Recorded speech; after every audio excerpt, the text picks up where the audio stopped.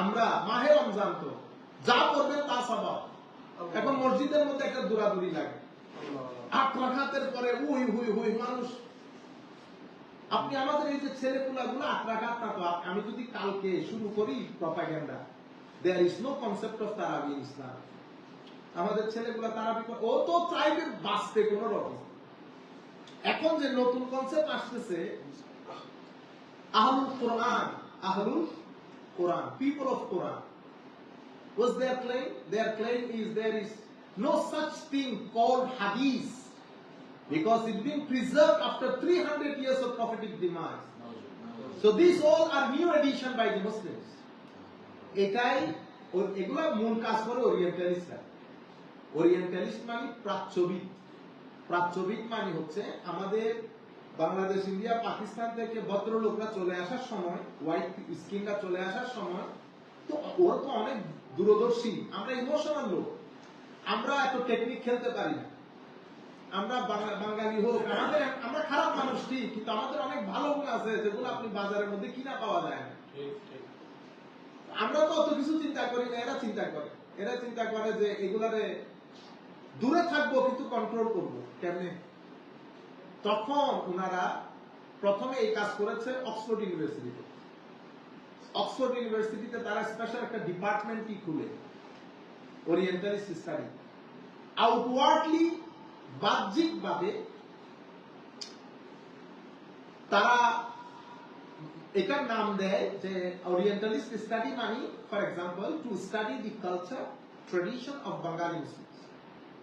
বাহ্যিকভাবে এটা নাম দেয়, ঠিক আছে। ইভেন জাপানের সাথে যখন ডিলিং করবে, পুরো জাপানের কালচার নিয়ে ওরা আলাদা রিসার্চ সেন্টার খুলে পুরো জাপানি কালচারের স্টাডির জন্য $1 মিলিয়ন স্পেন্ড করেছে। তাহলে পুরো জাপান বুঝে গেছে হাউ টু কন্ট্রোল দ্যাট। ঠিক এই কাজটা আমাদের বাংলাদেশ, ইন্ডিয়া, পাকিস্তানি করেছে। আমাদের কালচার, আমাদের ট্রেডিশন, তার মধ্যে তারা এরপরে তাদের বিভিন্ন স্কলার যারা এখনো পর্যন্ত আমেরিকাতে ইসলামিক স্কলার যারা আছে, মুসলমান না, ইহুদি, খ্রিস্টান, তারা,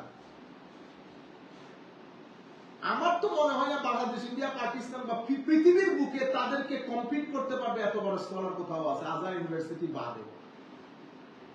এখানে আপনি ফতোয়ায়ে আলমগীরির ইমাম আছে, মুখস্থ ফতোয়ায়ে আলমগীর। আমি দেখি নাই কোন স্কলার ফতোয়ায়ে আলমগীর মুখস্থ করতে, তো শুধু মুখস্থ করে নাই, মানে ফতোয়ায়ে, এই কিন্তু ফতোয়ায়ে আলমগীরের কারণে শিখে নাই। এ তো এখানকার লোক, এটা এর গবেষণা, এই ফতোয়ায়ে আলমগীরকে মডার্ন ডেতে কেমনে রেলেভেন্স করবে, এটার উপর তার ডিগ্রি। এবং এত আউটস্ট্যান্ডিং, আপনি কল্পনা জল্পনার বাইরে।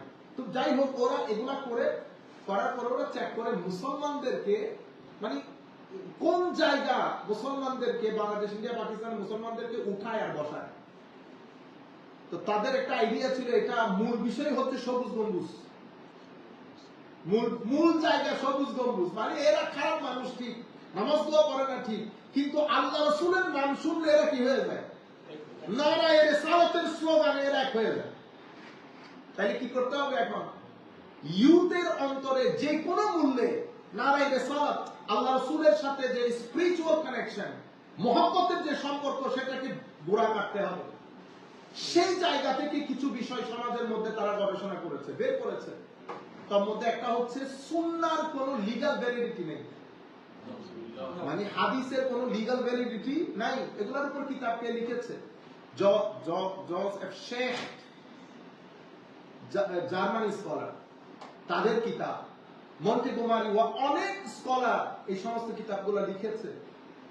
ছেলেদেরকে আমরা পড়িয়েছি যে এই বিষয়গুলো কোত্থেকে এসেছে। এই যে যারা হাদিস শরীফ অস্বীকার করে, লজিক গুলা দেয়, কোত্থেকে দেয় তারা বইয়ের মধ্যে কি লিখেছে জানেন? মানে সুন্নাহকে মুসলমানদের লিগ্যাল স্টাডিতে ঢুকানোর পেছনে মূল আর্কিটেক্ট বলে ইমাম শাফিঈ। তো there was an imam scholar in the Muslim tradition called Shafi'i. He is the main architect. এটা হচ্ছে তাদের ল্যাঙ্গুয়েজ। উনি নাকি মেইন আর্কিটেক্ট সুন্নাহকে আমাদের এখানে লিগ্যালাইজ করার ক্ষেত্রে। নাউযুবিল্লাহ। এইভাবে তারা কাজ করেছে। এবং এত কিতাব, ডক্টর জন এসপোজিটো, এত এত কিতাব মুসলমানদের উপরে, ওমেন্স রাইটের উপরে, ওমেন্স এম্পাওয়ারমেন্টের উপরে, ইকুয়ালিটির উপরে, মুসলিম দৃষ্টিকোণ, এগুলো সব কিছুর মূল এই যে হাদিসকে অস্বীকার করে। এরপরে আল্লাহ রাসূল সাল্লাল্লাহু আলাইহি ওয়াসাল্লামের সাথে মহব্বতের যে সম্পর্ক, সেটাকে কাটার জন্য সব জায়গায় বেদাতের ফতোয়া। আমাদের ছেলেরা জিজ্ঞেস করে এখন, পারে না হজের মধ্যে গেলে মদিনা শরীফ যাওয়ার কোন প্রয়োজন আছে? ইংল্যান্ড থেকে এক ভদ্রলোক হজে গেছে, সে মদিনা শরীফ যায়নি। আপনারা চিন্তা করতে পারেন? আমাকে জিজ্ঞেস করতেছে তারাবি নামাজের মধ্যে এক আফ্রিকান ছেলে, মানে going Medina is it part of Hajj? তাহলে না, এটা তো পার্ট অফ হজ না। এটা পার্ট অফ হজ হতে যাবে কেন? হজ তো আমলের নাম।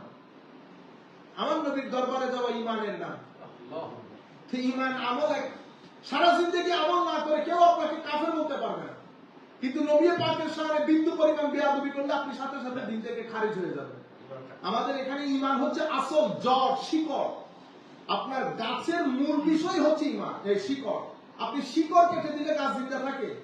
আর গাছ আমরা কি করি, যাদের আমের বাগান আছে ওনারা জানেন, একবার আম পাড়ার পরে আপনারা কি করেন, পুরা আম আপনি এখন যান, এখন উঠতেছে আমের, আবার নতুন করে নতুন যৌবন আম গাছ, ইনশাআল্লাহ সামারের মধ্যে আম চলে আসবে। আম পাড়ার পরে কিন্তু ডালপালা সব কেটে জোগাড় করে দেয়, কিন্তু যে আমের সিজন আসে আবার ডাল নতুন করে আম, আলহামদুলিল্লাহ আমের পর আম। কিন্তু আপনি যদি শিকড় কেটে দেন থাকবে আম। তা আমাদের দ্বীনের শিকড় হচ্ছে ইমান। এটাকে আমরা বলি আসলুল উসুল, মূল। ফারউন মানে শাখা প্রশাখা হচ্ছে আমল, নামাজ, রোজা, হজ, যাকাত ইত্যাদি। আজকে বেদাত, এটা প্রত্যেক জায়গায় বেদাতের নাম দেওয়া হচ্ছে। এবং পুরো পৃথিবীর প্রত্যেক ক্যাপিটাল শহরে তারা একটা এই ধরনের বড় সেন্টার করেছে, যেখান থেকে এগুলা কি হয়, তাবলীগ হয়। এবং ফাইন্যান্সিয়ালি তারা অনেক সলভেন্ট। আমাদের বাংলাদেশে যান, ঢাকা থেকে সিলেট যাওয়ার পথে মিনিমাম 13,000 বিল্ডিং দেখবেন, সব মাদ্রাসা, 2 জনের স্টুডেন্ট, 3 জনের স্টুডেন্ট, 4 জনের স্টুডেন্ট। বড় আজীব। এগুলার মূল কি? আমাদের তরুণ প্রজন্মের অন্তর থেকে আমার নবী সাল্লাল্লাহু আলাইহি ওয়াসাল্লাম।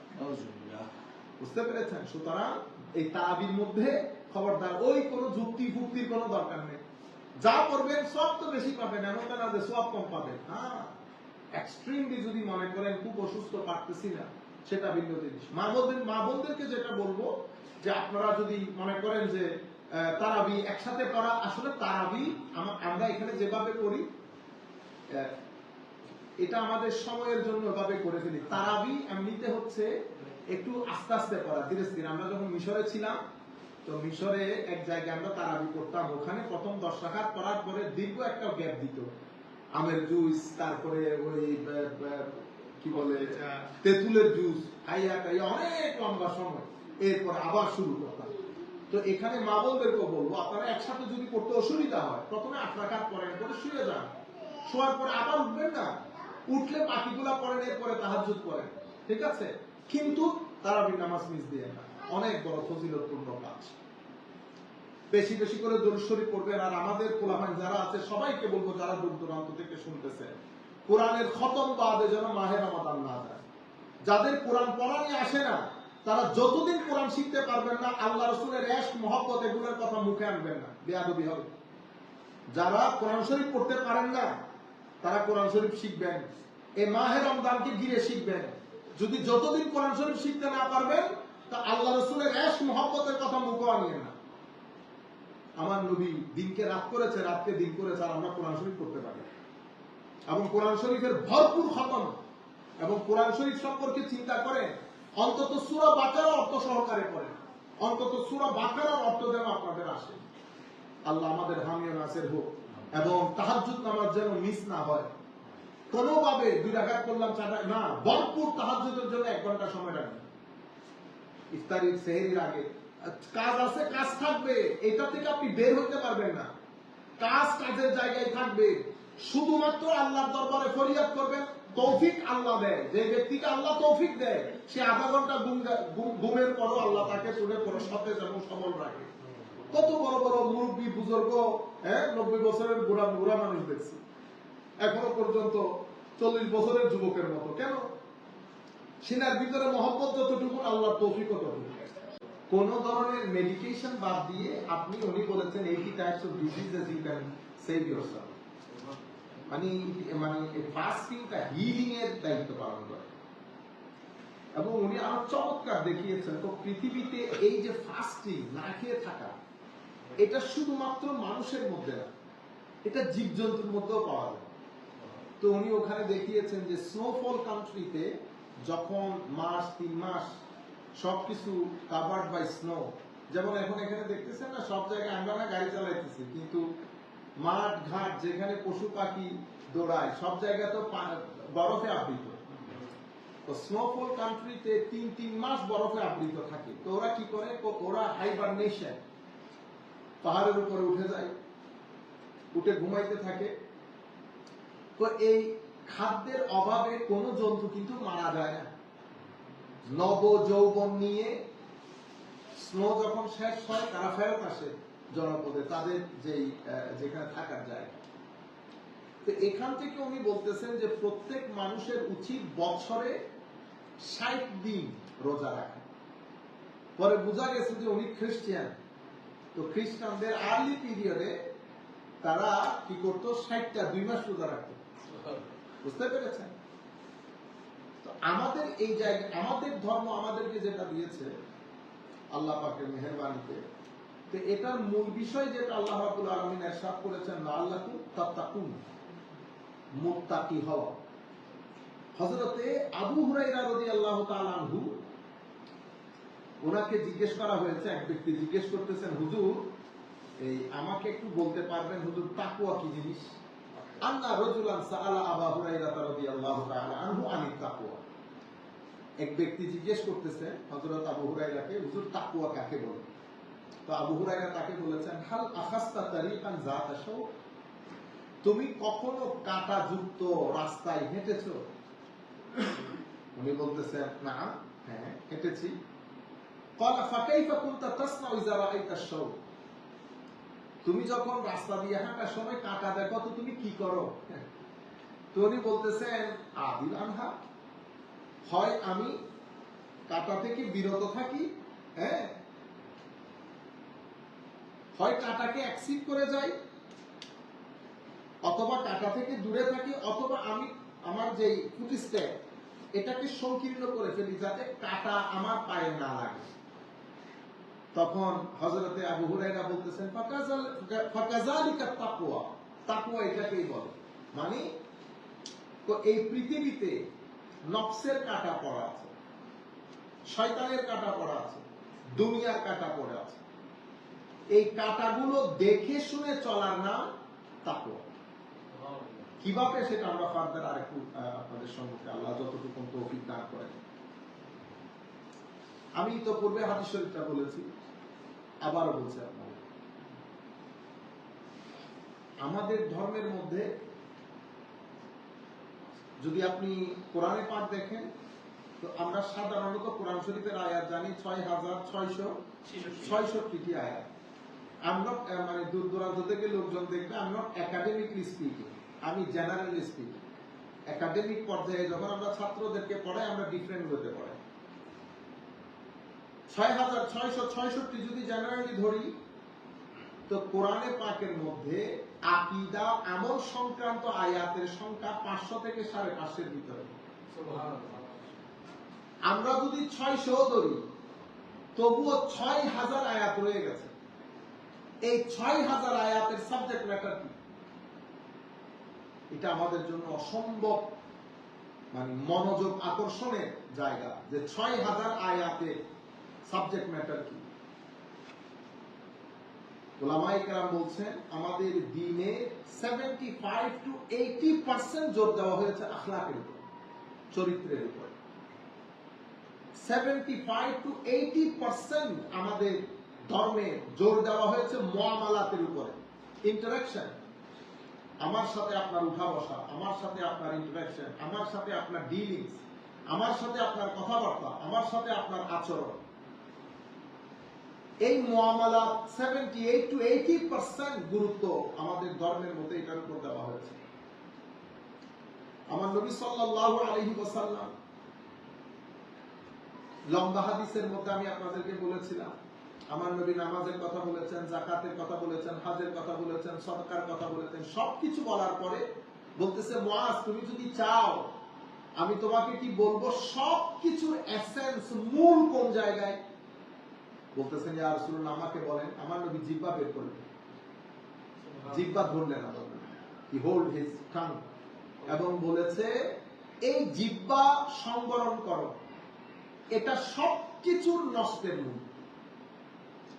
ওজনের দিক থেকে, ওয়েটের দিক থেকে একেবারে কোনো পাত্তা পাওয়ার মতো না, নট কনসিডারেবল ইভেন। কিন্তু আপনি যদি এটার পটেনশিয়াল দেখেন to spread harm in the society, তো তাহলে সবচেয়ে ডেঞ্জারাস জিনিস আমার নবী বলেছেন এই জিনিসটা, জিহ্বা। আমরা যদি আরেকটু আগে যাই, সাল্লাল্লাহু আলাইহি ওয়াসাল্লাম, আমাদেরকে আল্লাহ রাব্বুল আলামিন যত ইবাদত দান করেছেন, নামাজ দিয়েছেন, হজ দিয়েছেন, যাকাত দিয়েছেন, যত ইবাদত আপনি বলতে থাকেন, প্রত্যেক ইবাদতে দুইটা রূপ আছে, দিক আছে, ডাইমেনশন আছে। একটা ডাইমেনশন হচ্ছে ফিজিক্যাল ডাইমেনশন, এটা আমরা সবাই জানি।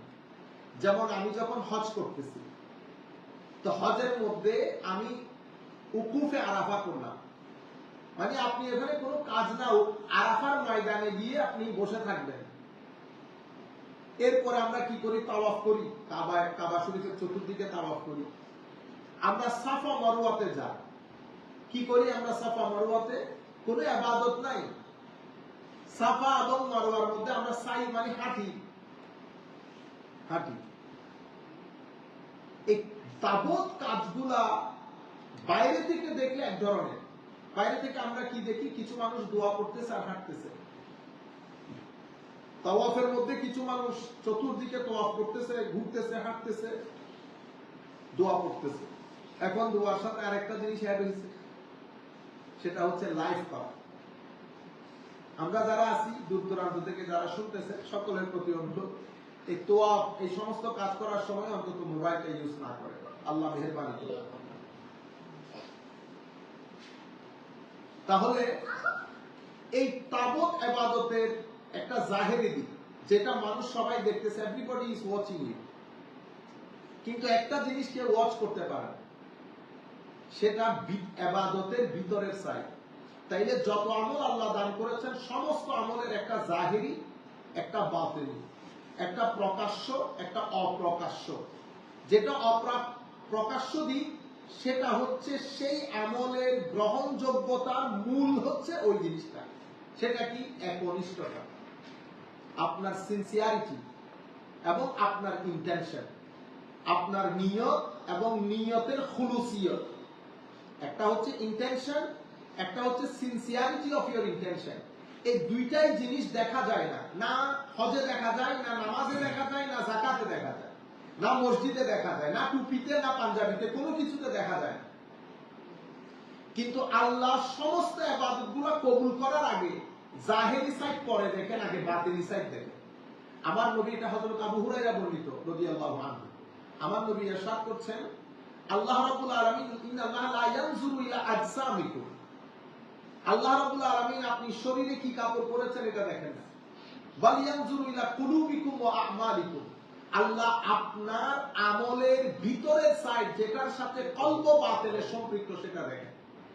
সে কারণে আমার আল্লাহ বলেছেন, বান্দা লেবাস দুই প্রকার।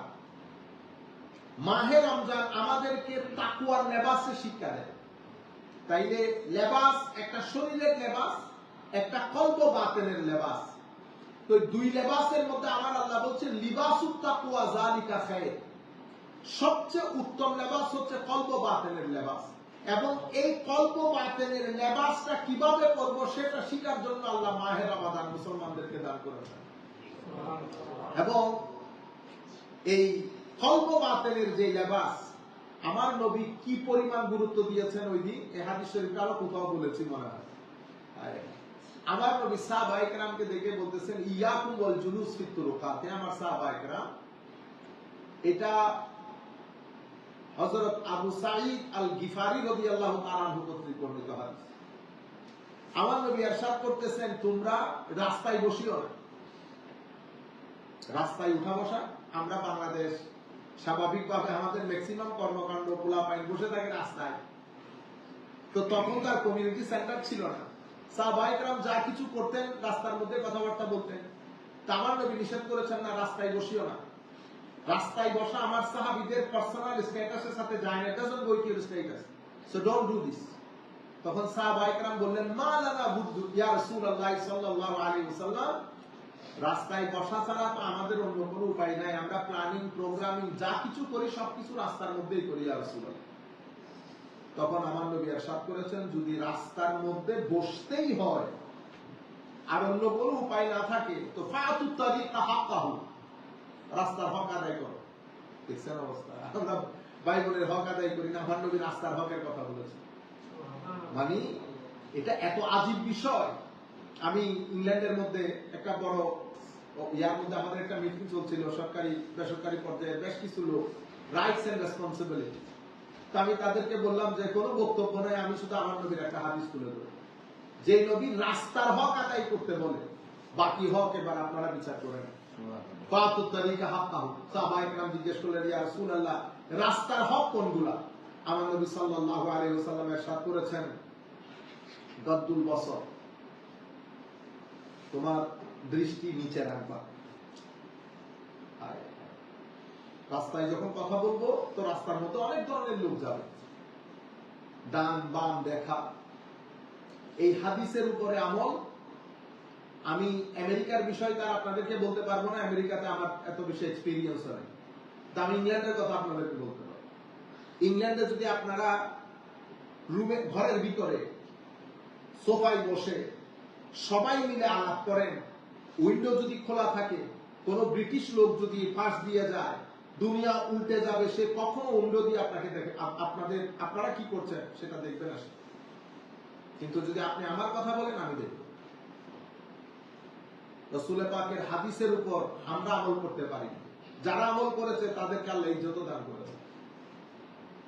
যখন আমরা আমল করেছি তখন আমরা ইজ্জত পেয়েছি, আমল করা ছেড়ে দিয়েছি, ইজ্জত আমাদেরকে ছেড়ে দিয়েছে। গাদ্দুল বসর, আমার নবী বলেছেন দৃষ্টি নিচে রাখবা। আমাদের আস্তে আস্তে বয়স হয়ে যাচ্ছে, মুরব্বিয়ানে কেরামের কথা বলতেছি না, আমরা যারা আছি আমরা আস্তে আস্তে 40 ক্রস করে সামনের দিকে চলে যাচ্ছি। তো আমরা নিজেদেরকে নিজেরা মনিটর করব। মনিটর করতে না পারলে মাহে রমজান মনিটরিং এর মাস, শুধুমাত্র গুনাহ মাফের মাস না, এটা আমরা কনসেপচুয়াল ক্লারিটি করি। Not only the month of forgiveness, এটা হচ্ছে রমজান মাস হচ্ছে আমাদেরকে জাগিয়ে তোলা এবং আমরা জেগে থাকার ওয়াদা করার মাস। জেগে থাকবো, আমরা মরে যাব না, আনঅ্যাওয়্যার হব না। আমরা যারা আছি আমরা যেন এটা চিন্তা করে দেখি। গাদ্দুল বসর, মাহে রমজান আসছে, কারণ আমার নবী সাল্লাল্লাহু আলাইহি ওয়াসাল্লাম ইরশাদ করেছেন, ডোন্ট বার্ন ইওর ফাস্টিং। সাহাবায়ে কেরাম বললেন, ইয়া রাসূলুল্লাহ কেউ কি কারো রোজাকে বার্ন করতে পারে? কেউ কারো রোজাকে কি ডেস্ট্রয় করতে পারে? আমার নবী বলেছেন পারে। কিভাবে? তো মিথ্যা, গীবত এবং অ্যাবিউজিভ ল্যাঙ্গুয়েজ ব্যবহার করার মাধ্যমে। তো আমি একদিকে রোজা রাখছি, তাহাজ্জুদ করছি, সবকিছু করছি, পুরা মাহে রমজান, সুবহানাল্লাহ, এই পুরা মাহে রমজানকে আমরা শুধুমাত্র জিহ্বা দিয়ে নষ্ট করে দেই। কিসের মাধ্যমে? গীবতের মাধ্যমে, মিথ্যার মাধ্যমে। আমার নবী বলেছেন, don't do this, don't burn your fasting. তাহলে আমরা শুধু যদি এতটুকু ওয়াদা করি, 2-3টা জিনিস আমাদের প্রয়োজন এই মাহে রমজানে। আমরা মোবাইল ইউজ করাকে যতটুকু কম করতে পারি। সন্তানরা কখনো আমল করবে না যদি আমরা নিজেরা সেটাকে ডেমনস্ট্রেট করতে না পারি। আমি নিজে যদি সেটা করতে না পারি, 24/7 যদি আমরা মোবাইলের উপরে থাকি, যখনই কোনো একাকিত্ব, একটু একা থাকি, আমরা মেইনলি মোবাইলের উপরে থাকি। এটা আমরা একটু কম করি। মোবাইলের সময়টাতে আমরা যদি আল্লাহর দরবারে তৌফিক কামনা করি, আসলে এটা আল্লাহর তৌফিকের দরকার হয়, আমি আপনি চাইলে হয় না। কারণ আমরা গুনাহ এত বেশি করি, আমার আল্লাহ নারাজ হয়ে যায় আমাদের উপর। তো আল্লাহ নারাজ হয়ে গেলে কি করে? আমার আল্লাহ নেক কাজ করার তৌফিক আমাদের থেকে তুলে নেয়। এক ভদ্রলোক বলতেছেন, হুজুর অনেকদিন চেষ্টা করেছি, কোন রকম কোরআন শরীফ পড়তে পারতেছি না। আল্লাহ আসলে কোরআন শরীফ পড়া না পড়া সেটা আপনার ইচ্ছার উপর হয় না, আরেকজনের তৌফিকের উপরে হয়। তৌফিক আল্লাহ কখন দেন? যখন ভিতরে মহব্বত থাকে, এশক থাকে, আদব থাকে। সামগ্রিক বিষয়গুলো এখন কেমন যেন একটু প্রফেশনাল। এখানে রুহানিয়ত বরবাদ হয়ে গেছে, খতম হয়ে গেছে। তো আমার নবী সাল্লাল্লাহু আলাইহি ওয়াসাল্লাম ইরশাদ করেছেন, কারণ রমজান আমাদের পুরা বাজেটগুলো, আমাদের পুরা বছরের যে এনার্জি, পজিটিভ এনার্জি, এটা আর্ন করার সময়। কিন্তু আমরা আর্ন এনার্জি গুলা যদি আবার এই সমস্ত কাজ করে নষ্ট করে ফেলি, তাহলে তো ব্যালেন্স নষ্ট হয়ে যাচ্ছে। আমার নবী বলেছেন, গদ্দুল বসর, দৃষ্টি অবনত রাখো। এই দৃষ্টি এবং কান এবং জবান, এই তিনটা জিনিস যে মুসলমান হেফাজত করতে পেরেছে, সেও হয়তো জানে না তার যে বেলায়েত নসিব হয়ে গেছে। জবানে তাসির চলে আসে, যা বলবেন তা হয়ে যাবে। আমার নবী ইরশাদ করেছেন, যেই ব্যক্তি চোখ হেফাজত করবে 2 সপ্তাহ, আমি যদি ভুল না করি, আও কামা ক্বালা নবী সাল্লাল্লাহু আলাইহি ওয়াসাল্লাম, আমার নবী 14 দিন বলেছেন কি 1 সপ্তাহ বলেছেন, এক্সাক্ট আমার মনে পড়তেছে না। আও কামা ক্বালা নবী সাল্লাল্লাহু আলাইহি ওয়াসাল্লাম, আমার নবী যেভাবে বলেছেন। তাহলে আল্লাহ রাব্বুল আলামিন ওই ব্যক্তিকে রুকু সিজদার যৌক দান করেন। যৌক মানে আমি যখন কোনো কিছু পাকাই, জিহ্বাতে দেই স্বাদের জন্য, টু হ্যাভ এ টেস্ট। তো যৌক মানে টেস্ট পাওয়া। একটা হচ্ছে রুকু করা, সুবহানাল্লাহিল আযীম, সুবহানাল্লাহিল আযীম, সুবহানাল্লাহিল আযীম করি তো আমরা 7-8 বার, 15 বার, 10 বার, কিন্তু কানেকশন নাই। আমি এটার সাথে এটা কানেক্টেড না। আমি যখন জবান দিয়ে পড়ি, আমার ভিতরের জগতের মধ্যে এটা আগুন ধরিয়ে দেওয়ার কথা, কিন্তু সে আগুন হয় না। আমার চোখ ভিজে যাওয়ার কথা, সেটা হয় না। সুবহান রাব্বিয়াল আ'লা, সিজদা বান্দার আল্লাহর মাঝে সবচেয়ে নৈকট্যপূর্ণ সম্পর্ক। আল্লাহ সময় বান্দার আল্লাহর মাঝে বিরাজ করে, বান্দা যখন সিজদায় উঠে পড়ে। This is the best and most closest time between Allah and His slave. But আমরা যখন সিজদা করি, আমরা কিন্তু নিজেরাও নিজেদের ভিতরে থাকি না। তাইলে আবার আল্লাহ, আমরা অনেকে রুকু সিজদা করি, কিন্তু কোনো যোগ নাই, কোনো স্বাদ লাগে না। আমার আল্লাহ বলছেন, স্বাদের জন্য চোখের হেফাজত করতে হবে। তো যারা চোখের হেফাজত করে, তাদেরকে আল্লাহ স্বাদ দান করে।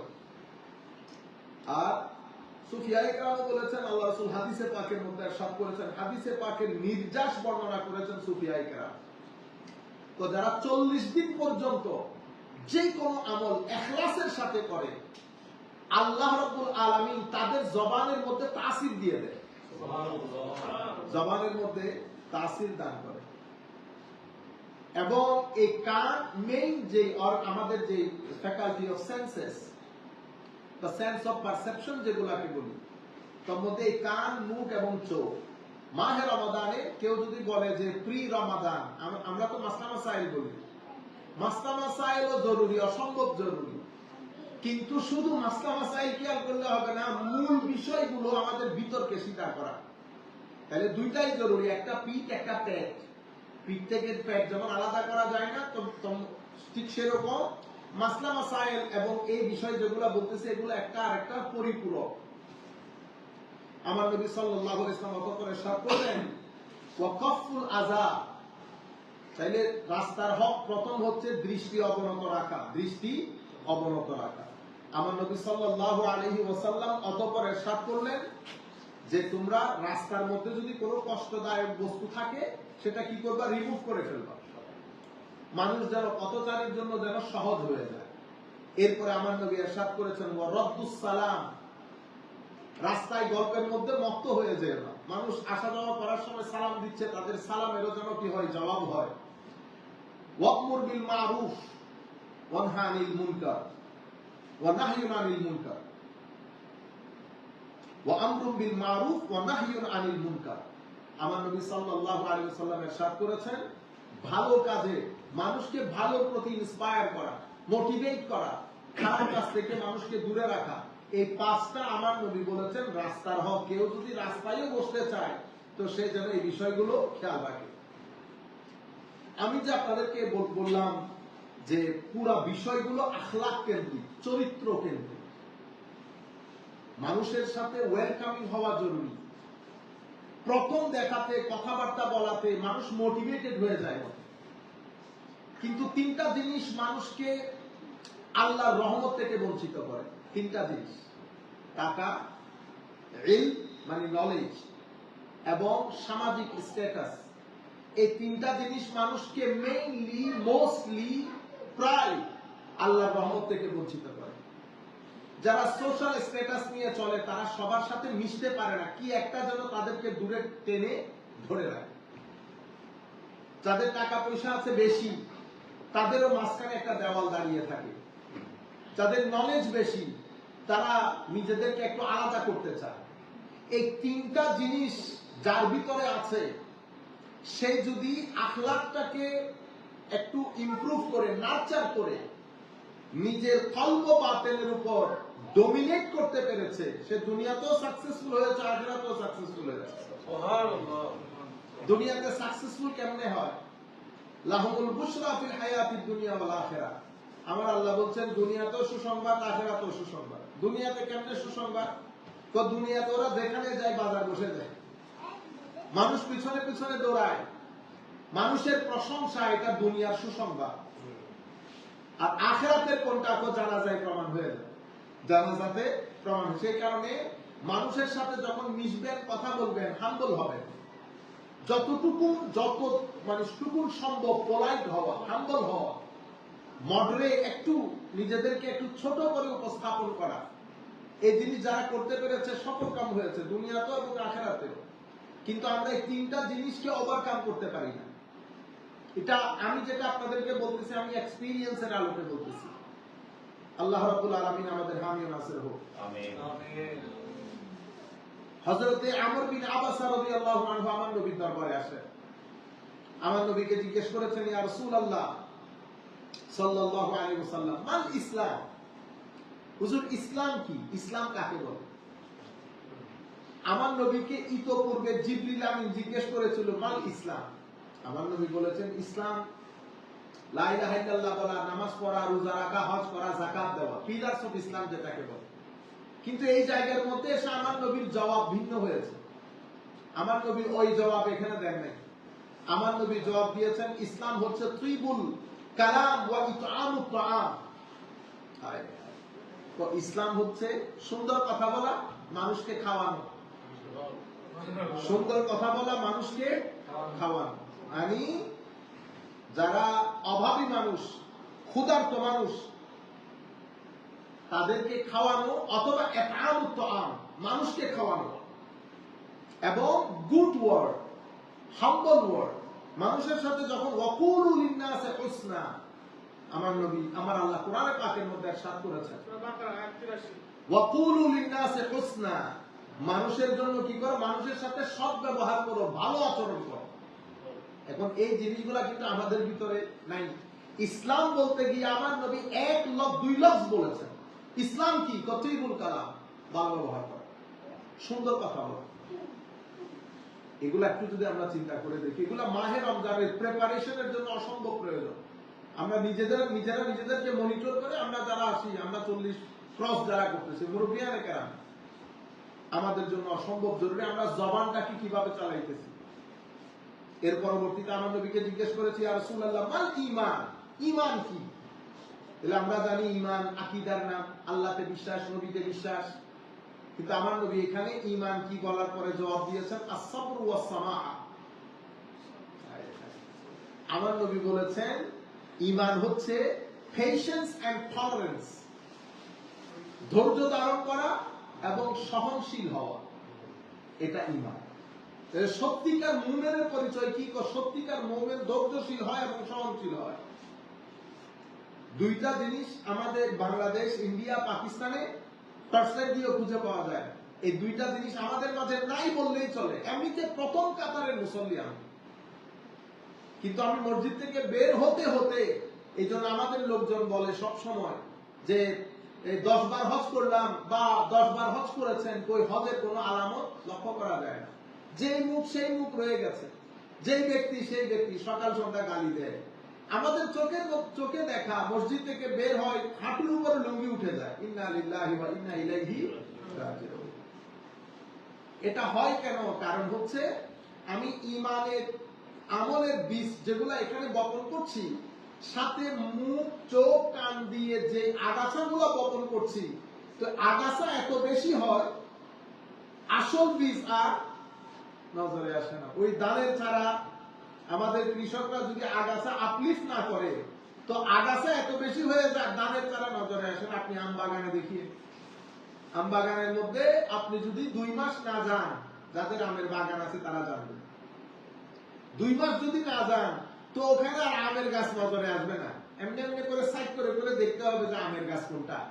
তো আমি এখানে হজের চারা, জাকাতের চারা সব লাগাইছি, সাথে মুখ চোখ আর কান, এই 3টা ইন্দ্রিয় দিয়ে এত আগাছা লাগাইছি, তখন আর এমনি এমনি করে খুঁজে খুঁজে দেখতে হয় আমার গাছ কোনটা। আল্লাহ আমাদেরকে রক্ষা করুক। তাইলে আমার নবী ঈমান কি বলাতে বলেছে? সবর, ধৈর্য ধারণ করা। আমরা এটার উপর একটা প্র্যাকটিস করা দরকার। এটা মানুষের শরীরের জন্য উপকার, রুহানি ভাবেও আমাদের অসম্ভব উপকারী। যারা ধৈর্য ধারণ করতে পেরেছে তাদের প্রেসার কন্ট্রোল হয়েছে। আমাদের বাংলাদেশের মধ্যে স্পেশালি ইন্ডিয়া পাকিস্তান সেই, আমরা সকালে চাকরি করতে বের হয়েছি, কোন গাড়ি রিক্সা ট্যাক্সি লেগে গেছে তো একটার সাথে একটা, ও গালাগালি করে পরে কি হয়, আপনার এই টেনশন ক্রিয়েট হয়ে আপনি অফিসে যান। আমি ফরাজি হাসপাতালে আমাকে তারা দাওয়াত দিয়ে নিয়ে গিয়েছিল যে সবাইকে একটু হুজুর একটু মোটিভেশন দেয়। তো এই কথাটা বলার পরে সবার গায়ে লাগছে সেটা, হুজুর এই জিনিসটা তো আসলেই ঠিক। কারণ আমি বলছি আপনারা নার্স, কেউ ডাক্তার, কিন্তু আপনি রাস্তার মধ্যে থেকে যদি নেগেটিভ এনার্জি আর্ন করে নিয়ে আসেন, তো রোগীরা তো সব নেগেটিভ এনার্জি আপনি কিন্তু ডিস্ট্রিবিউট করবেন, ইনজেকশন পুশ করেন, যা করেন। আপনি রাস্তার মধ্যে কি হয়েছে, কি করেছে, doesn't matter, don't look at this. সবর করেন, 2 মিনিটের কাজ। যদি কষ্ট হয় আস্তাগফিরুল্লাহ করেন, দরুদ শরীফ করেন আমার নবীর উপর। ধৈর্য ধরলে কষ্ট হয় 2 মিনিট, কিন্তু ধৈর্য না ধরলে কষ্ট হয় 2 দিন, মিনিমাম 2 দিন, আপনার ঘুম হারাম হয়ে যাবে। সবচেয়ে দুনিয়ার মধ্যে গুরুত্বপূর্ণ আমার নবী ইরশাদ করেছেন, আমরা একটু পরে হাদিস শরীফটা পড়ব। তো 2টা আখলাক মুমিনের সবচেয়ে প্রশংসিত আখলাক, 2টা জিনিস মুমিনের, একটা হচ্ছে সচ্চরিত্র আর একটা হচ্ছে চুপ থাকা। যে ব্যক্তি চুপ থাকতে পেরেছে তার ভিতরের জগৎ সালামত হয়েছে, কলব বাতেন সলিম হয়ে গেছে। আমরা চুপ থাকতে পারি না, সব জায়গার মধ্যে আগ বাড়িয়ে কথা বলি। তো আমার নবী সাল্লাল্লাহু আলাইহি ওয়াসাল্লাম তাইলে as-sabru was-samaha, কুলতু আইয়ুল ইসলামে আফদালু ইয়া রাসূলুল্লাহ, কোন ইসলাম সবচেয়ে বেশি ফজিলতপূর্ণ? আমার নবী বলেছেন মান সালিমাল মুসলিমুনা মিন লিসানিহি ওয়া ইয়াদিহি, যে মুসলমানের মুখ এবং হাত থেকে আরেক মুসলমান নিরাপদ, সেই সবচেয়ে উত্তম মুসলমান। আমার নবী দ্বীন ইসলামকে কোন জায়গার মধ্যে এনে লিমিটেড করেছেন দেখেন। এর পরবর্তীতে সাহাবী জিজ্ঞেস করেছেন আমার নবীকে, আইয়ুল ঈমানে আফদাল, ইয়া রাসূলুল্লাহ কোন ঈমান, মানে কোন মুমিন সবচেয়ে বেশি ফজিলতপূর্ণ আল্লাহর দরবারে, highly exalted position in the court of almighty Allah. কোন মুমিন? আমার নবী বলেছেন খুলুকুন হাসান, যেই মুমিনের চরিত্র সুন্দর বেশি, সে আল্লাহর দরবারে বেশি ফজিলতপূর্ণ। চরিত্র কি জিনিস? চরিত্রের মধ্যে মেইন ইনগ্রেডিয়েন্ট 2-3টা জিনিস, জেনারাস হও, পোলাইট হও, হাম্বল। সো জেনারসিটি, হাম্বলনেস, পোলাইটনেস, এগুলা চরিত্রের সবচেয়ে গুরুত্বপূর্ণ দিক। হাম্বলনেস যার ভিতরে আছে, আল্লাহ তাকে জাহান্নামে দিতে আল্লাহ লজ্জাবোধ করবে। সন্তানদের মধ্যে যেই ছেলেটা ভদ্র বেশি, মা বাবা তাকে কিছু একটা বললে বাবার ঘুম হারাম হয়ে যায়, কেন বললাম আমার ছেলেটা, হ্যাঁ সুজা সাপটা ছেলে। তো সুজা সাপটাকে আল্লাহ মহব্বত করেন, দুনিয়ার মানুষও মহব্বত করেন। কিন্তু আফসোসের বিষয় হচ্ছে আমরা যারা, এখন তো আর হয় না সেটা, এখনো অনেক জায়গায় হয়, পারি দেখি। আসলে আমাদের কাজের জন্য তো সব ধরনের মানুষের সাথে উঠা বসা হয়, তো আমরা তো বুঝতে পারি যাদের একটু সোশ্যাল স্ট্যাটাস আছে, আকাশে উড়ে, মানে ধরা যায় না, এত অহংকার। যাদের একটু এলম কালাম হয়েছে, প্রফেসর হয়েছে ইউনিভার্সিটিতে বা এরকম কোনো কিছু, 2-1টা ভাষা জানে, মেইনলি ইংরেজি ভাষা মোটামুটি বুঝে টুকটাক জানে, আপনি গায়ে হাত দিতে পারবেন না, এত অহংকার। যাদের এই নলেজ, টাকা পয়সা, সোশ্যাল স্ট্যাটাস, মানুষের সাথে মিশতেও পারে না। অথচ আমার আল্লাহ বলেছেন রুয়ে জমিনের মধ্যে আমরা সবাই গুনাহগার, কিন্তু কিছু গুনাহ আল্লাহ পছন্দই করেন না। সবচেয়ে ডেঞ্জারাস যে জিনিস আমার আল্লাহ পছন্দ করেন না সেটা অহংকার। অহংকার করা মানে আল্লাহর চাদর নিয়ে টানাটানি করা। বান্দা নিজেও বুঝে না তার ভিতরে অহংকার আছে। বান্দা নিজেও বুঝে না তার ভিতরে অহংকার আছে। মিশতে পারি না মানুষের সাথে। প্রথম ইমপ্রেশন, বুঝতে পেরেছেন? আপনি কখনো আরেকজনের সাথে কথা বলে আপনার স্ট্যাটাস বোঝানোর কোনো দরকার নেই। আপনি সিম্পল আল্লাহর বান্দা হিসেবে চলেন। আল্লাহ যাকে তোলার জায়গা মতো তুলে নিবে। আপনাকে তুলতে হবে না, আমাকেও তুলতে হবে না। যাকে তোলার আল্লাহ তুলবেন, যাকে নামানোর আল্লাহ নামাবেন। তুলতেও দেখেছি, নামাইতেও দেখেছি। আমরা চট্টগ্রামের লোক, আমাদের এখানে জাহাজ ব্যবসায়ী বেশি। উঠতেও দেখছি, আসমানে উঠতেও দেখছি, পরে রাস্তার মধ্যে লাঠি নিয়ে ভিক্ষা করতেও দেখছি। একই মানুষ, বেশি দিনের সময় না, 15 to 20 years। যাকাত নিতেও দেখছি। অথচ জাহাজ ব্যবসায়ী মানে 1-2 টাকার ব্যবসা না। একটা জাহাজ আনতে কত টাকা লাগে আপনারা জানেন। সেই ব্যক্তি আবার যাকাতও নিয়েছে। এটা আল্লাহর পরীক্ষা। আল্লাহ রাব্বুল আলামিন আমাদের সবাইকে সালামত রাখুক। কিন্তু আমি বলতেছি, আমি যে এখানে কথা বলতেছি, এখানে আমার কোনো কিছু নেই, আল্লাহ তৌফিক দিয়েছেন বলতেছি। আমার আল্লাহ তৌফিক তুলে ফেলবেন, আমি আপনাদের সাথে বসে যাব। এই জিনিসটা যদি আমরা কম না করি, প্রত্যেক ব্যক্তি আমাদের মধ্যে, আমরা আমাদের মা বোনরা, আমরা সবাই মিলে হাম্বল হই, হাম্বলনেস শিক্ষা দেই। আমরা বক্তব্য দিতে যাই, আমরা নিজেরা নিজেদের কথা বলি না। আপনি এখানে কোথাও বক্তব্য, আমাদের লোকজন ফিলিস্তিনের কথা বলি, ইয়েমেনের মধ্যে অত্যাচার, ফিলিস্তিনে অত্যাচার, বুঝতে পেরেছেন? ওগুলা বাদ দেন। 5 ফিট শরীরের মধ্যে আমার নবী বিন্দু পরিমাণ আদর্শ প্রতিষ্ঠা করতে পারি নাই। আল্লাহর রহমত আমার কাছে এমনিতে চলে আসবে। আপনারা বুঝতে পেরেছেন? বড় আজীব। আচ্ছা, এর পরবর্তীতে আমার নবী সাল্লাল্লাহু আলাইহি ওয়াসাল্লাম হুসনে খুলুকের কথা বলেছেন। আইয়ুস সালাতে আফদল, হুজুর কোন নামাজ সবচেয়ে বেশি উত্তম? আমার নবী সাল্লাল্লাহু আলাইহি ওয়াসাল্লাম ইরশাদ করেছেন, তুরুল কুনুত, যেই নামাজের মধ্যে দীর্ঘ সময় ব্যাপী আল্লাহর সাথে কথোপকথন হয়, হাম্বলি আল্লাহর দরবারে সাপ্লিকেশন দোয়া যায়। মানে বান্দা হুলস্থুল নাই, বললাম সূরা কেরাত পড়লাম, রুকুতে গেলাম, সুবহান রাব্বিয়াল আযীম, সালাম ফিরাইলাম, নামাজ শেষ। কিন্তু যার জন্য নামাজ পড়লাম তার সাথে কোনো কানেকশনই হয়নি। আমি সুখে দুঃখে কোনো কথাই বুঝাইতে পারলাম না আল্লাহর দরবারে। আমার নবী বলছেন তুরুল কুনুত, long supplication with the one for whom you have prayed. This is Almighty Allah, who is worth of worship, only worth of worship.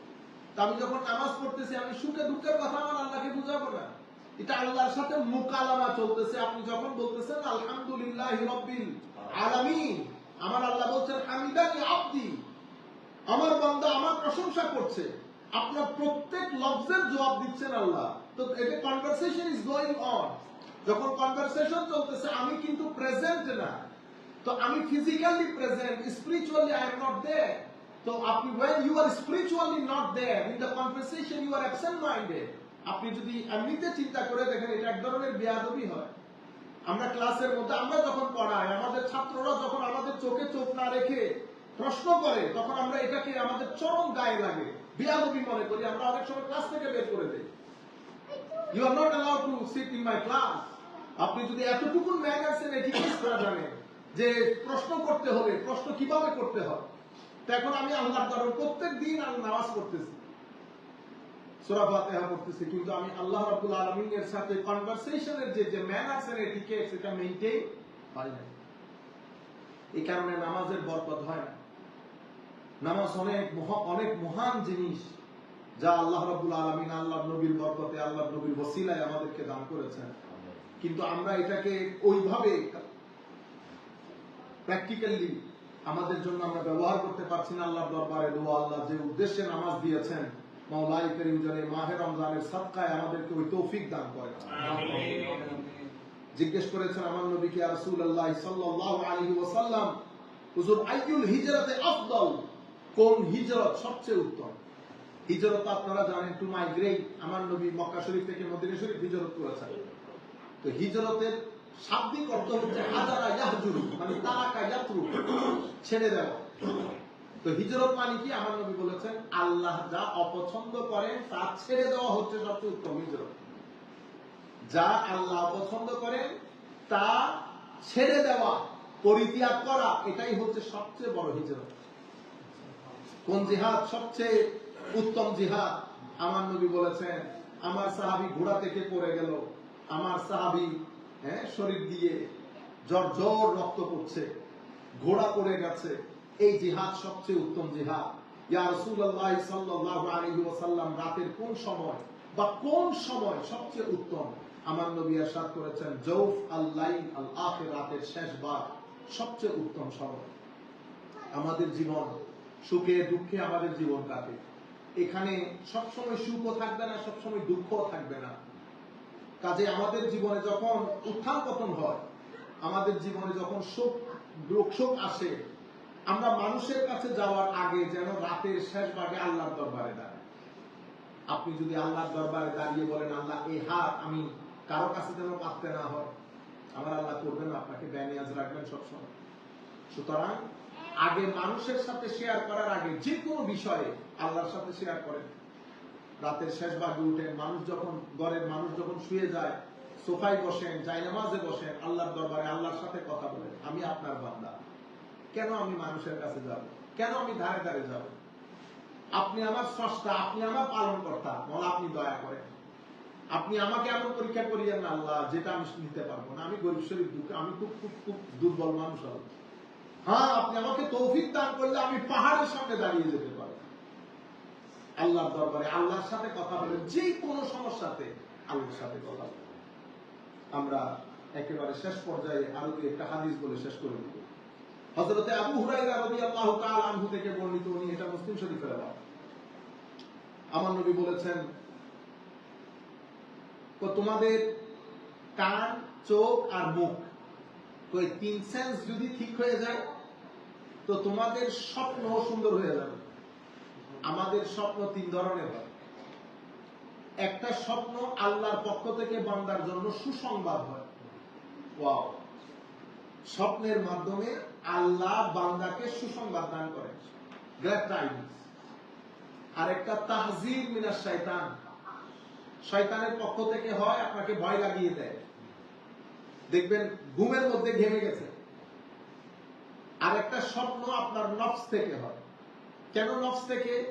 যখন আমরা কান, চোখ, মুখ এই তিনটাকে রং এবং নেগেটিভ এনার্জি আর্ন করার জন্য ব্যবহার করব, মিথ্যা কথা, গীবত, মেইনলি গীবত, বড় আজীব। মানুষ বাদে আমাদের কোনো সাবজেক্ট ম্যাটারই নেই। whenever we talk about others only, আমরা সবাই গোসল আজম, কুতুবুল আকতাম, আমাদের কোনো দুষ্টুস নাই, শুধু মাইন্ডের কথা। হায় হায়, তিনটা জিনিস যদি ঠিক হয় আপনার স্বপ্নের ধরন পরিবর্তন হয়ে যাবে। আমার নবী ইরশাদ করেছেন আসদাকুকুম হাদিসা আসদাকুকুম রুইয়া আসদাকুকুম হাদিসা। হায় হায়, যাদের কথাবার্তায় যারা সত্যবাদী, সহনশীল, সৎ, স্বপ্নের দিক থেকেও তারা সত্যবাদী। আমার নবী বলেছেন ওয়া রুইয়া সালাসা, স্বপ্ন তিন ধরনের। এরপরে এগুলা বলেছেন ফারুইয়াতু সালিহা বুশরা মিনাল্লাহ, সুন্দর নেককার স্বপ্ন আল্লাহর পক্ষ থেকে বান্দার জন্য সুসংবাদ হয়। আলেমে রব্বানীদেরকে আমার আল্লাহ এই যে ঝংকার চোটের উপরে বসে কথা বলে, আল্লাহ স্বপ্নের মাধ্যমে তাদেরকে কিছু মেসেজ দেয়, তাদের ঈমান ও আকীদার মধ্যে এত পুখতগি চলে আসে, তখন দুনিয়া কি বলে তারা ওইটার দুই পয়সার পরোয়া করে না, সামনের দিকে অগ্রসর হয়। কারণ স্বপ্নের মাধ্যমে আল্লাহ রাব্বুল আলামিন তাদেরকে কি করে? সুসংবাদ দেয়। তাহযীর মিনাশ শাইতান ওয়া রুইয়া মিম্মা ইউহাদ্দিসুল মারউ নাফসা ফাইন রাআ আহাদুকুম মা ইয়াকরাহু ফালিয়াকুম ফালিয়ুসাল্লি ওয়া লা ইউহাদ্দিসু বিহান নাস। যখন আপনি খারাপ স্বপ্ন দেখবেন, আমার নবী বলেছেন এই স্বপ্নের কথা কারো সাথে শেয়ার করবে না, উঠে 2 রাকাত নফল নামাজ পড়ে আল্লাহর দরবারে দোয়া করবেন। তাহলে আমি যখন বারবার রং স্বপ্ন দেখব, খারাপ স্বপ্ন দেখব, তখন আমি অন্যান্যকে জিজ্ঞেস করে ডিস্টার্ব করার পরিবর্তে আমি নিজেকে নিজে চেক করে দেখবো আমার চোখ, মুখ এবং কান এগুলা পজিটিভলি ইউজ হচ্ছে কিনা। এই বিষয়গুলোর মাধ্যমে আমরা মাহে রমজানের জন্য আল্লাহ তৌফিকে আল্লাহ রাব্বুল আলামিনের তৌফিক অনুযায়ী আমরা মাহে রমজানের জন্য তৈয়ারি করি। জবানটাকে পাক করি। নিজের ভিতরের জগৎ যদি পবিত্র হয়, জবান পবিত্র হয়, আখলাক পবিত্র হয়, মাহে রমজান আমাদের জন্য অনেক নুরানি হবে। মাহে রমজানের মধ্যে তারাবি যেই কোনো মূল্যে শয়তান আপনাদেরকে পুশ করবে। আমি মুরব্বিয়ানে কেরামের কথা বলতেছি না, আমি আমাদের কথা, আমাদের ছেলেপুলেদের কথা বলতেছি। দূর দূরান্ত থেকে অনেকে শুনতেছেন।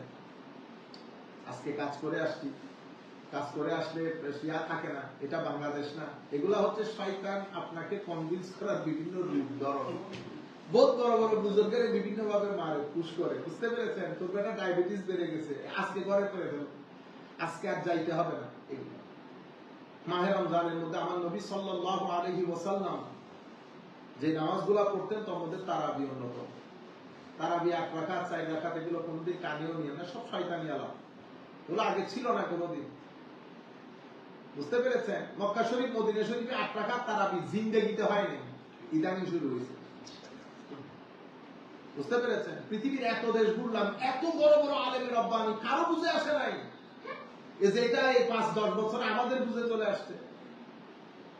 এখনো পর্যন্ত রুয়ে জমিনের মধ্যে ম্যাক্সিমাম জায়গায় কোনো কনসেপ্টই নাই 8 রাকাতে। জিন্দেগি 20 রাকাতের উপর অতিবাহিত হয়ে গেছে।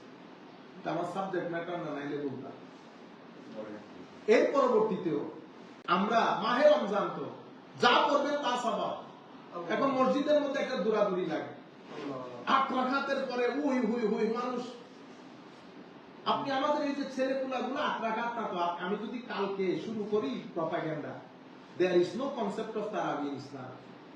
আমাদের ছেলেগুলো তারাবি ও তো চাইবে বাঁচতে কোন রকম। এখন যে নতুন কনসেপ্ট আসতেছে Ahlul Quran, people of Quran, what's their claim? Their claim is there is no such thing called hadith because it's been preserved after 300 years of prophetic demise. So these all are new addition by the Muslims. এটাই এগুলা মূল কাজ করে ওরিয়েন্টালিস্টরা। Orientalist মানে প্রাচ্যবিদ। প্রাচ্যবিদ মানে হচ্ছে আমাদের Bangladesh, India, Pakistan থেকে ভদ্রলোকরা চলে আসার সময়, হোয়াইট স্কিনরা চলে আসার সময়, তো ওরা তো অনেক দূরদর্শী। আমরা ইমোশনাল লোক, আমরা এত টেকনিক খেলতে পারি না। আমরা বাঙালি হোক, আমরা খারাপ মানুষ ঠিক, কিন্তু আমাদের অনেক ভালো গুণ আছে যেগুলো আপনি বাজারের মধ্যে কিনা পাওয়া যায় না। আমরা তো অত কিছু চিন্তা করি না, এরা চিন্তা করে। এরা চিন্তা করে যে এগুলারে দূরে থাকবো কিন্তু কন্ট্রোল করবো কেমনে। তখন ওনারা প্রথমে এই কাজ করেছে অক্সফোর্ড ইউনিভার্সিটিতে। অক্সফোর্ড ইউনিভার্সিটিতে তারা স্পেশাল একটা ডিপার্টমেন্টই খুলে ওরিয়েন্টালিস্ট স্টাডি। আউটওয়ার্ডলি, বাহ্যিকভাবে তারা এটার নাম দেয় যে ওরিয়েন্টালিস্ট স্টাডি মানে, for example, to study the culture tradition of Bangali Muslims. বাহ্যিকভাবে এটা নাম দেয়, ঠিক আছে। ইভেন জাপানের সাথে যখন ডিলিং করবে, পুরো জাপানের কালচার নিয়ে ওরা আলাদা রিসার্চ সেন্টার খুলে পুরো জাপানি কালচারের স্টাডির জন্য $1 মিলিয়ন স্পেন্ড করেছে। তাহলে পুরো জাপান বুঝে গেছে হাউ টু কন্ট্রোল দ্যাট। ঠিক এই কাজটা আমাদের বাংলাদেশ, ইন্ডিয়া, পাকিস্তানি করেছে। আমাদের কালচার, আমাদের ট্রেডিশন, তার মধ্যে তারা এরপরে তাদের বিভিন্ন স্কলার যারা এখনো পর্যন্ত আমেরিকাতে ইসলামিক স্কলার যারা আছে, মুসলমান না, ইহুদি, খ্রিস্টান, তারা, আমার তো মনে হয় না বাংলাদেশ, ইন্ডিয়া, পাকিস্তান বা পৃথিবীর বুকে তাদেরকে কম্পিট করতে পারবে এত বড় স্কলার কোথাও আছে আজহার ইউনিভার্সিটি বাদে। এখানে আপনি ফতোয়া আলমগীরের ইমাম আছে, মুখস্থ ফতোয়া আলমগীর। আমি দেখি নাই কোন স্কলার ফতোয়া আলমগীর মুখস্থ করতে। তো শুধু মুখস্থ করে নাই, মানে ফতোয়া, এই কিন্তু ফতোয়া আলমগীরের কারণে শিখে নাই।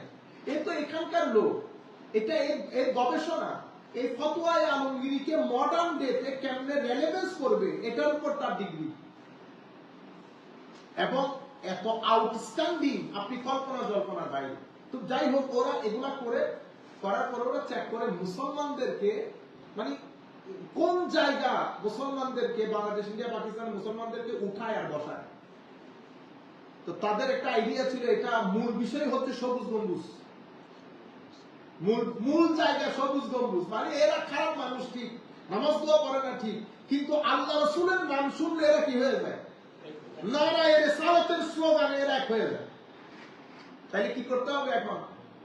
ইউথের অন্তরে যে কোনো মূল্যে নারায়ে রিসালাত, আল্লাহ রাসূলের সাথে যে স্পিরিচুয়াল কানেকশন, মহব্বতের যে সম্পর্ক, সেটাকে গোড়া কাটতে হবে। সেই জায়গা থেকে কিছু বিষয় সমাজের মধ্যে তারা গবেষণা করেছে, বের করেছে। তার মধ্যে একটা হচ্ছে সুন্নাহর কোনো লিগ্যাল ভ্যালিডিটি নেই, মানে হাদিসের কোনো লিগ্যাল ভ্যালিডিটি নাই। এগুলোর উপর কিতাব কে লিখেছে? George F Sheikh, German scholar, তাদের কিতাব। মন্টেগোমারি ওয়া অনেক স্কলার এই সমস্ত কিতাবগুলো লিখেছে। ছেলেদেরকে আমরা পড়িয়েছি যে এই বিষয়গুলো কোত্থেকে এসেছে। এই যে যারা হাদিস শরীফ অস্বীকার করে লজিক গুলা দেয়, কোত্থেকে দেয় তারা বইয়ের মধ্যে কি লিখেছে জানেন? মানে সুন্নাহকে মুসলমানদের লিগ্যাল স্টাডিতে ঢুকানোর পেছনে মূল আর্কিটেক্ট বলে ইমাম শাফিঈ। তো there was an imam scholar in the Muslim tradition called Shafi'i. He is the main architect. এটা হচ্ছে তাদের ল্যাঙ্গুয়েজ। উনি নাকি মেইন আর্কিটেক্ট সুন্নাহকে আমাদের এখানে লিগ্যালাইজ করার ক্ষেত্রে। নাউযুবিল্লাহ। এইভাবে তারা কাজ করেছে এবং এত কিতাব, ডক্টর জন এসপোজিটো, এত কিতাব মুসলমানদের উপরে, ওমেন্স রাইটের উপরে, ওমেন্স এম্পাওয়ারমেন্টের উপরে, ইকুয়ালিটির উপরে, মুসলিম দৃষ্টিকোণ, এগুলো সব কিছুর মূল এই যে হাদিসকে অস্বীকার করে। এরপরে আল্লাহ রাসূল সাল্লাল্লাহু আলাইহি ওয়াসাল্লামের সাথে মহব্বতের যে সম্পর্ক, সেটাকে কাটার জন্য সব জায়গায় বেদাতের ফতোয়া। আমাদের ছেলেরা জিজ্ঞেস করে এখন, করে না? হজের মধ্যে গেলে মদিনা শরীফ যাওয়ার কোনো প্রয়োজন আছে? ইংল্যান্ড থেকে এক ভদ্রলোক হজে গেছে, সে মদিনা শরীফ যায়নি। আপনারা চিন্তা করতে পারেন? আমাকে জিজ্ঞেস করতেছে তারাবি নামাজের মধ্যে এক আফ্রিকান ছেলে, মানে going Medina, is it part of Hajj? তাহলে না, এটা তো পার্ট অফ হজ না। এটা পার্ট অফ হজ হতে যাবে কেন? হজ তো আমলের নাম। আমার নবীর দরবারে যাওয়া ঈমানের নাম। তো ঈমান আমল এক। সারা জিন্দেগি আমল না করে কেউ আপনাকে কাফের বলতে পারবে না, কিন্তু নবী পাকের সামনে বিন্দু পরিমাণ বেয়াদবি করলে আপনি সাথে সাথে দিন থেকে খারিজ হয়ে যাবেন। আমাদের এখানে ঈমান হচ্ছে আসল জড়, শিকড়। আপনার গাছের মূল বিষয় হচ্ছে ঈমান, এই শিকড়। আপনি শিকড় কেটে দিলে গাছ জিন্দা থাকে। আর গাছ আমরা কি করি, যাদের আমের বাগান আছে তারা জানেন, এক বাগান পালার পরে আপনারা কি করেন, পুরা আপনি এখন যান, এখন উঠতেছে আমের, আবার নতুন করে নতুন যৌবন আম গাছ, ইনশাআল্লাহ সামারের মধ্যে আম চলে আসবে। আম পাড়ার পরে কিন্তু ডালপালা সব কেটে জোগাড় করে দেয়, কিন্তু যে আমের সিজন আসে আবার ডাল নতুন করে আম, আলহামদুলিল্লাহ আমের পর আম। কিন্তু আপনি যদি শিকড় কেটে দেন, থাকবে আম। তা আমাদের দ্বীনের শিকড় হচ্ছে ঈমান। এটাকে আমরা বলি আসলুল উসুল, মূল। ফারউন মানে শাখা প্রশাখা হচ্ছে আমল, নামাজ, রোজা, হজ, যাকাত ইত্যাদি। আজকে বেদাত, এটা প্রত্যেক জায়গায় বেদাতের নাম দেওয়া হয়েছে। এবং পুরো পৃথিবীর প্রত্যেক ক্যাপিটাল শহরে তারা একটা এই ধরনের বড় সেন্টার করেছে, যেখান থেকে এগুলা কি হয়, তাবলীগ হয়। এবং ফাইন্যান্সিয়ালি তারা অনেক সলভেন্ট। আমাদের বাংলাদেশে যান, ঢাকা থেকে সিলেট যাওয়ার পথে মিনিমাম 13,000 বিল্ডিং দেখবেন, সব মাদ্রাসা, 2 জন স্টুডেন্ট, 3 জন স্টুডেন্ট, 4 জন স্টুডেন্ট।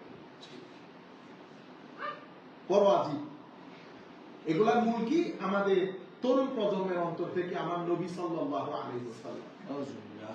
বুঝতে পেরেছেন? সুতরাং এই তারাবির মধ্যে খবরদার ওই কোন যুক্তি ফুক্তির কোনো দরকার নেই। যা করবেন সব তো বেশি পাবেন, এমন না যে সব কম পাবেন। হ্যাঁ, এক্সট্রিমলি যদি মনে করেন খুব অসুস্থ, পারতেছি না, সেটা ভিন্ন জিনিস। মা বোনদেরকে যেটা বলবো, যে আপনারা যদি মনে করেন যে তারাবি একসাথে পড়া, আসলে তারাবি আমরা এখানে যেভাবে করি, এটা আমাদের সময়ের জন্য ভাবে করে ফেলি। তারাবি এমনিতে হচ্ছে একটু আস্তে আস্তে পড়া, ধীরে ধীরে। আমরা যখন মিশরে ছিলাম, তো মিশরে এক জায়গায় আমরা তারাবি করতাম, ওখানে প্রথম 10 রাকাত পড়ার পরে দীর্ঘ একটা গ্যাপ দিত, আমের জুস, তারপরে ওই কি বলে তেঁতুলের জুস খাইয়া খাইয়া অনেক লম্বা সময়, এরপর আবার শুরু করতাম। তো এখানে মা বোনদেরকে বলবো, আপনারা একসাথে যদি করতে অসুবিধা হয়, প্রথমে 8 রাকাত পড়েন, করে শুয়ে যান, শোয়ার পরে আবার উঠবেন না, উঠলে বাকিগুলা পড়েন, এরপরে তাহাজ্জুদ পড়েন, ঠিক আছে? কিন্তু তারাবির নামাজ মিস দিয়ে না, অনেক বড় ফজিলতপূর্ণ কাজ। বেশি বেশি করে দরুদ শরীফ পড়বেন। আর আমাদের পোলাপান যারা আছে সবাইকে বলবো, যারা দূর দূরান্ত থেকে শুনতেছে, কোরআনের খতম বাদে যেন মাহে রমাদান না যায়। যাদের কোরআন পড়া নিয়ে আসে না, তারা যতদিন কোরআন শিখতে পারবেন না, আল্লাহ রাসূলের ইশক মহব্বত এগুলোর কথা মুখে আনবেন না, বেয়াদবি হবে। যারা কোরআন শরীফ পড়তে পারেন না, তারা কোরআন শরীফ শিখবেন, এই মাহে রমজানকে ঘিরে শিখবেন। যদি যতদিন কোরআন শরীফ শিখতে না পারবেন, তা আল্লাহ রাসূলের ইশক মহব্বতের কথা মুখে আনিয়ে না। আমার নবী দিনকে রাত করেছে, রাতকে দিন করেছে, আর আমরা কোরআন শরীফ পড়তে পারি, এবং কোরআন শরীফের ভরপুর খতম। এবং কোরআন শরীফ সম্পর্কে চিন্তা করে অন্তত সূরা বাকারা অর্থ সহকারে পড়েন, অন্তত সূরা বাকারার অর্থ যেন আপনাদের আসে। আল্লাহ আমাদের হামি ও নাসির হোক। এবং তাহাজ্জুদ নামাজ যেন মিস না হয়, কোনোভাবে 2 রাকাত করলাম 4 রাকাত না, ভরপুর তাহাজ্জুদের জন্য 1 ঘন্টা সময় রাখবেন। ইফতারির সেহরির আগে কাজ আছে, কাজ থাকবে, এটা থেকে আপনি বের হইতে পারবেন না। কাজ কাজের জায়গায় থাকবে, শুধুমাত্র আল্লাহর দরবারে ফরিয়াদ করবেন, তৌফিক আল্লাহ দেয়। যে ব্যক্তিকে আল্লাহ তৌফিক দেয়, সে আধা ঘন্টা ঘুমের পরও আল্লাহ তাকে শুনে পরে সতেজ এবং সবল রাখে। কত বড় বড় মুরব্বী বুজুর্গ, 90 বছরের বুড়া বুড়া মানুষ দেখছি, এখনো পর্যন্ত 40 বছরের যুবকের মতো। কেন? সিনার ভিতরে মহব্বত যতটুকু, আল্লাহর তৌফিক ততটুকু। আল্লাহ আমাদের হামি ও নাসির হোক। মাওলাই করিম আমাদেরকে কবুল করুক। আল্লাহ আমাদেরকে মাহে রমজানের ভরপুর ফয়ুজাত দিয়ে আল্লাহ ধন্য করুক। আখেরি হাদিস বলে আমরা শেষ করে দিব।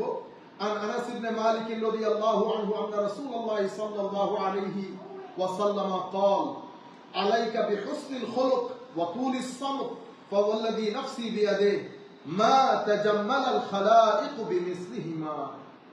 আমার নবী ইরশাদ করেছেন, উম্মত, 2টা জিনিস অবশ্যই অবশ্যই শিখে নাও, সৎ চরিত্র এবং চুপ থাকা।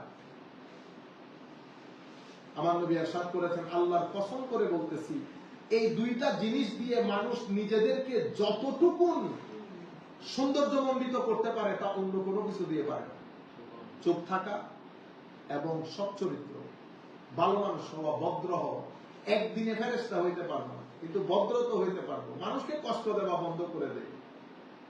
আখেরি আরজ আমার নবী সাল্লাল্লাহু আলাইহি ওয়াসাল্লাম, ওই যে হাদিসটা বলেছিলাম আপনাদেরকে, নবী Hurairah قال قال رسول الله صلى الله عليه وسلم الصيام جنة ما لم يحرقه। So is a strong shield, রোজা বড় শক্তিশালী দেওয়ালের মতো দাঁড়িয়ে যায়। হ্যাঁ, যদি আপনারা রোজাকে কি না করেন, বারণ করে না ফেলেন, ডেস্ট্রয় করে না ফেলেন, জ্বালিয়ে না ফেলেন। কিলা ওয়া বিমা ইয়াহরিকুহু ইয়া রাসূলুল্লাহ, রোজারে আবার কেমনে জ্বালায়, নষ্ট করে? আমার নবী ইরশাদ করেছেন, বিকিদবিন আও গীবা, মিথ্যা এবং গীবতের মাধ্যমে। আল্লাহ আমাদের হামি ও নাসির হোক। আখেরি আমার নবী সাল্লাল্লাহু আলাইহি ওয়াসাল্লাম ইরশাদ করেছেন, আমরা যেন 3টা জুলুম, আমি আগেও বলেছি, একটা হচ্ছে শিরকের জুলুম, এটার কোনো ক্ষমা নাই। আর একটা হচ্ছে মানুষের উপর জুলুম করা, এটার কোনো ছাড় নাই। মানুষের উপর যখন জুলুম করবেন, তো মানুষের উপর জুলুমের মধ্যে সবচেয়ে বড় জুলুম মা বাবার উপর জুলুম করা। মা বাবার উপর জুলুম মানে মা বাবা আমার কারণে কোনো কষ্ট পাচ্ছে কিনা। এটা কেউ কাউকে শিখাইতে হয় না। কিছু জিনিস আমি বাসায় বসে যদি চিন্তা করি যে আমার মা বাবার উপর কোনো কারণে আমার জুলুম হচ্ছে কিনা, এটা আমি বুঝতে পারবো। দূর দূরান্ত থেকে যারা শুনতেছেন, যেভাবে শুনতেছেন, পরবর্তীতে যারা শুনবেন, এটা একবার চিন্তা করে নেবেন, মা বাবার উপর আপনারা কোনো জুলুম করতেছেন কিনা। এই জুলুম যার উপর আছে, আপনার রমজানের মধ্যে ফুয়ুজাতের দরজা বন্ধ থাকবে। আমরা প্রত্যেকে জেনে না জেনে, এবং বাংলাদেশ থেকে স্পেশালি আমরা যারা বাংলাদেশের লোক, আমরা আমরা জুলুম করি না তো, করে ঘরে যারা কাজের লোক আছে তাদের উপরে করেন। চিন্তা করে দেখেন করেন কিনা। তাদের কোনো ওয়ার্কিং টাইম আছে 7 ঘন্টা, 8 ঘন্টা, 9 ঘন্টা। আপনি তার অসুখ, রোগ, শোক এগুলার কোনো চিন্তা করে দেখেছেন?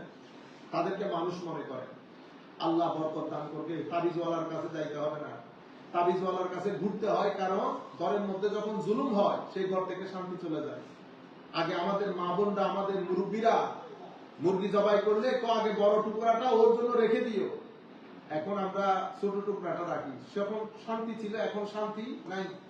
সুতরাং ঘরের ড্রাইভার একেবারে চৌধুরী, দরজা খুলতে পারেন। আমেরিকার মধ্যে আইসা টাইনা খুলতে খুলতে আমাদের হাত ব্যথা হয়ে যায়, আর বাংলাদেশে গেলে হুজুর উঠে না, দরজা খুলে দিতে হবে। এগুলা জুলুম, এগুলা জুলুম। মডার্ন দুনিয়াতে এগুলাকে মডার্ন স্লেভারি বলে।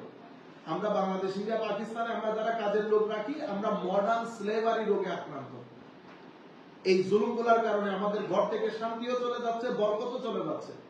আল্লাহ আমাদের হামি ও নাসির হোক। মাহে রমজানে আমি সবাইকে বিনয়ের সাথে অনুরোধ করছি, আপনারা প্রত্যেকে বিষয়গুলো নিয়ে সচেতন হন।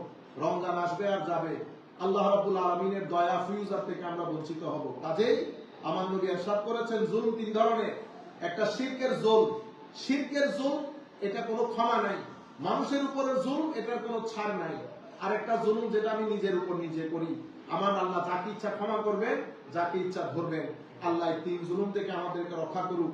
আল্লাহ জবানের রং ইউজ থেকে, নেগেটিভ ইউজ থেকে আমাদেরকে রক্ষা করুক। ওয়া মা আলাইনা ইল্লাল বালাগুল মুবিন। ওয়াসসালামু আলাইকুম ওয়া রাহমাতুল্লাহি তাআলা ওয়া বারাকাতুহু। আমরা মোনাজাত করার আগে আমাদের শহীদুল্লাহ ভাই যদি একটু আসতেন। শহীদুল্লাহ ভাই।